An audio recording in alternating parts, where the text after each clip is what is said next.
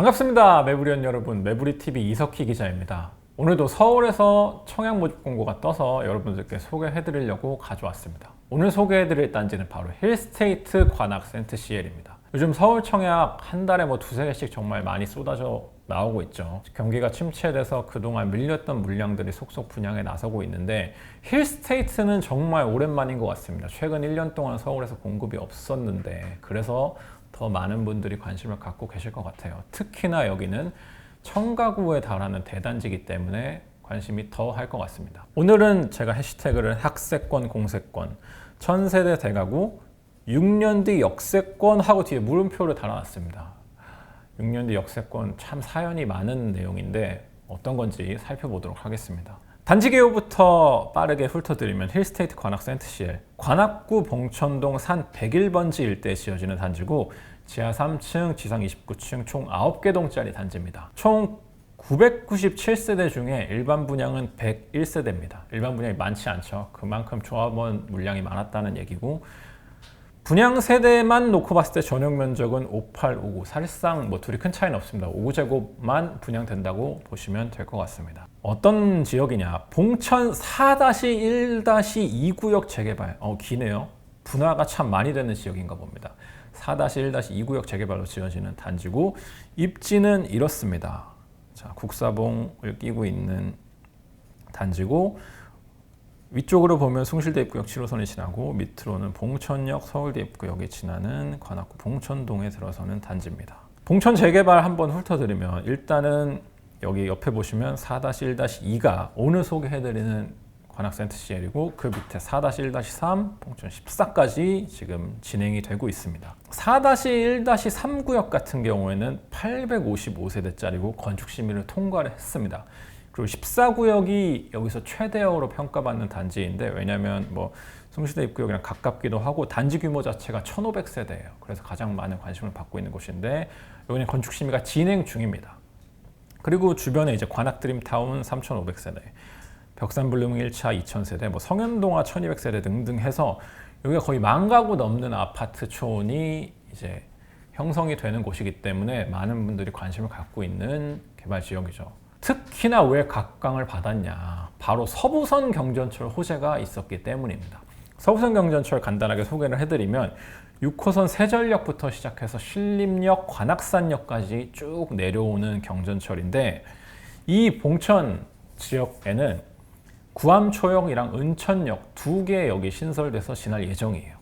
그리고 서부선을 보면 이제 장승배기, 노량진, 광흥창, 신촌 이렇게 관악부터 쭉쭉쭉 올라가면서 이제 주요한 환승역들을 지나서 여기 이제 사시는 분들께서 정말 많이 기대를 하고 있었어요. 그리고 실제로 그래서 개통이 2029년의 예정이었습니다. 예정이었는데 불발이 됐습니다. 아시는 분들은 아시겠지만 얼마 전에 민간투자심의위가 열렸죠. 근데 위례신사선과 서부선 경전철이 퇴짜를 맞았습니다. 주민들 분통 이런 헤드라인의 기사들도 보였는데 왜 그랬냐, 여기 이제 심의위에서 어떤 이유인지 자세하게 이렇게 장황하게 설명을 해놨습니다. 근데 제가 그냥 쉽게 번역을 해드리겠습니다. 일단 서울시에 지어지는 이제 경전철이기 때문에 서울시가 이제 그 주무관청인데 서울시의 안이 어떤 거냐면 이제 이 경전철을 짓는 건설사가 이제 공사비를 받잖아요. 근데 요즘에도 하도 이제 자재값 많이 오른다 이런 얘기가 있으니까 건설 자재값이 오르면 이거 오르는 거에 따라서 공사비도 올려달라, 올리는 식으로 진행하겠다 이렇게 얘기를 한 겁니다. 근데 이제 심의위 입장에서는 야, 그러면 이거 얼마 들어갈지 모르는 거잖아. 자재비 올라가면 올라가는 대로 다 반영해 준다는 얘기 아니야. 나라 돈 얼마나 들어갈지 모르니까 못 해줘. 공사비 확정해서 와. 이 얘기입니다. 주민들이 난리가 났어요. 이제 가장 유명한 부동산 커뮤니티죠. 부동산 스터디에 올라온 제가 반응들을 좀 가져와 봤는데 제목부터 서부선은 완전 끝난 건가요? 기재부, 강남 서초는 잘도 통과시키면서 교통편 어려운 곳은 더럽게 안 해주네. 어느 놈이 이렇게 만드는 거냐? 이 정부는 완전 개차반. 동감입니다. 동감입니다. 이런 댓글들도 많이 달렸고 강남 서초 송파만큼 깔아달라는 것도 아닌데 그러니까 여기는 이미 교통이 어마어마하게 대중교통, 지하철 많이 들어서 있는데 도대체 관악구 이런 데는 왜 이렇게 소외시키냐 이런 얘기죠. 은평 지역 정치인으로 나올 후보들께서 힘 좀 썼으면 좋겠다. 이건 비단 은평의 얘기뿐만은 아닐 겁니다. 이건 은평부터 관악까지 쭉쭉쭉 연결되는 거기 때문에 여기에 출마하시려는 분들은 무조건 공약으로 내세우시겠죠. 아예 안 한다는 건 아닙니다. 다시 하긴 할 거라고 얘기를 했습니다. 이 발표와 관련된 보도자료 맨 마지막 장에 이렇게 한 페이지짜리로 아예 설명을 좀 해놨어요. 그래서 이제 뭐 분노를 좀 이제 안심시키려는 얘기들도 좀 있습니다. 그래서 사업비 반영에 대한 기준과 적용 방안을 마련한 후 조속히 재상정하기로 했다. 제가 또 번역을 해드리면 안 되는 건 아닙니다. 빨리 해보겠습니다. 근데 몇 년이 걸릴지 몰라요. 이 얘기입니다. 일단 29년은 물 건너갔다고 봐야 될 것 같고요. 몇 년이 얼마나 더 걸릴지는 사실 모릅니다.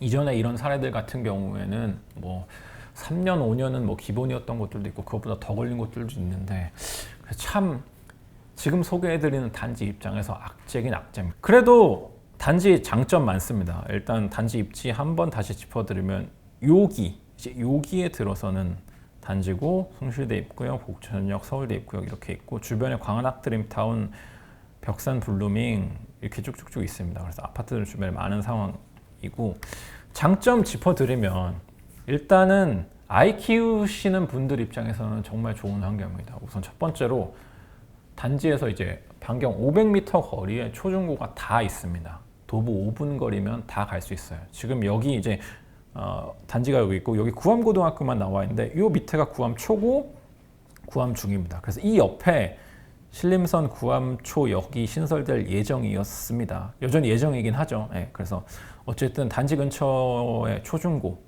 아주 가깝다는 거고 그 다음에 주변을 보시면 초록색 많죠. 무슨 뜻이냐? 녹지가 많다는 겁니다.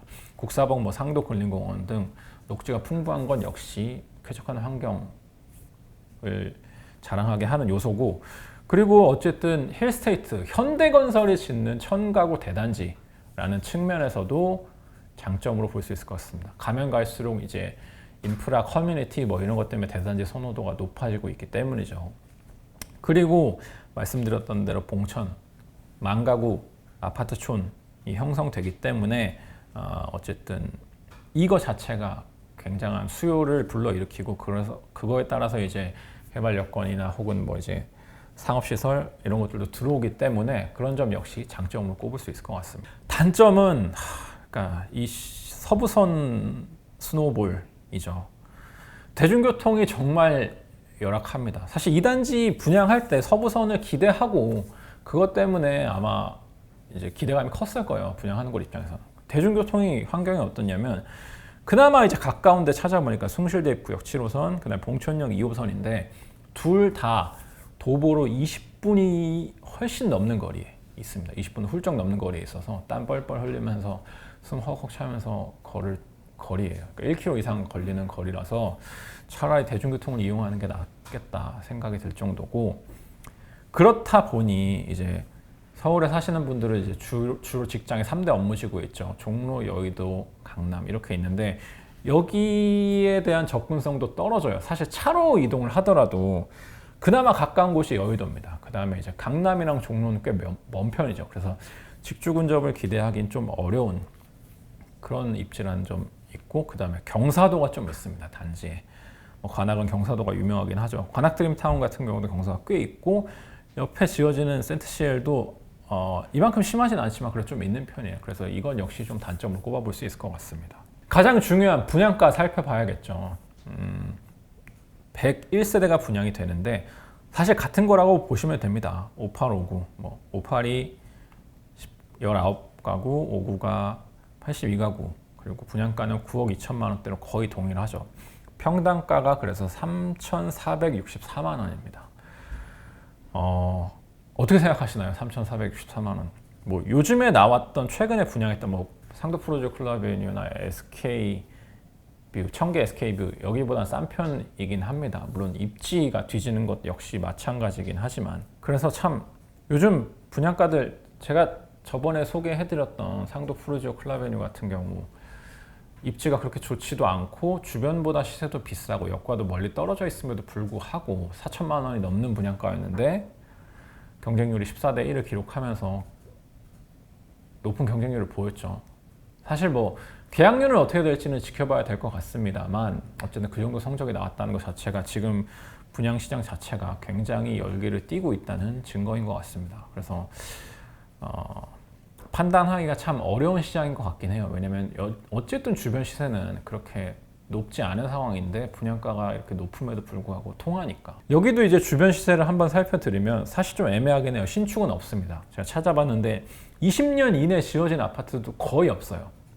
그나마 그래서 바로 옆에 붙어 있는 이 주변에서 규모가 가장 큰 관악드림타운을 가져와 봤는데 여기는 2003년에 지어진 단지고 3,500세대짜리 굉장히 큰 단지입니다. 그래서 거래가 활발하긴 해요. 근데 이제 전용 5구제곱이 최근 실거래가가 6억 6천만 원이었습니다.